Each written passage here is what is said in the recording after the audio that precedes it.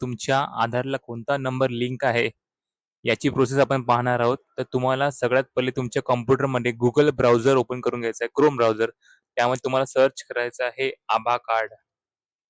आभा कार्डला क्लिक केल्यानंतर लगेच तुमच्यासमोर आभा कार्डची फर्स्ट वेबसाईट आहे, तिथे तुम्हाला क्लिक करायचं आहे.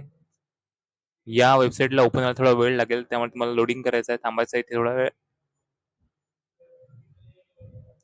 इथे क्रिएट आभा नंबरचा ऑप्शन आहे, तुम्हाला त्या ऑप्शनवर क्लिक करायचं आहे. क्रिएट आभा नंबर युझिंग आधार या ऑप्शनला तुम्हाला क्लिक करायचं आहे आणि इथे तुम्हाला तुमचा आधार नंबर एंटर करायचा आहे.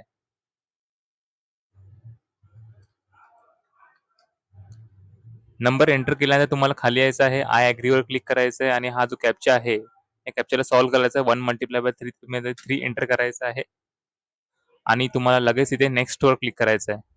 नेक्स्टवर क्लिक केल्यानंतर तुम्हाला इथे ओ-टी-पी सेंड झालेला आहे. ओ-टी-पी त्या नंबरवर गेला जिथे तुमचा आधार नंबर लिंक आहे. इथे शेवटचे 4 डिजिट दाखवत आहे, जो तुमच्या आधारला मोबाईल नंबर लिंक आहे. तर या नंबरवर तुमचा ओ-टी-पी गेला. अशा प्रकारे तुम्ही तुमच्या आधारला कोणता नंबर लिंक आहे ते चेक करू शकता. पुन्हा भेटूया एका नवीन व्हिडिओमध्ये. तोपर्यंत जय हिंद, जय महाराष्ट्र.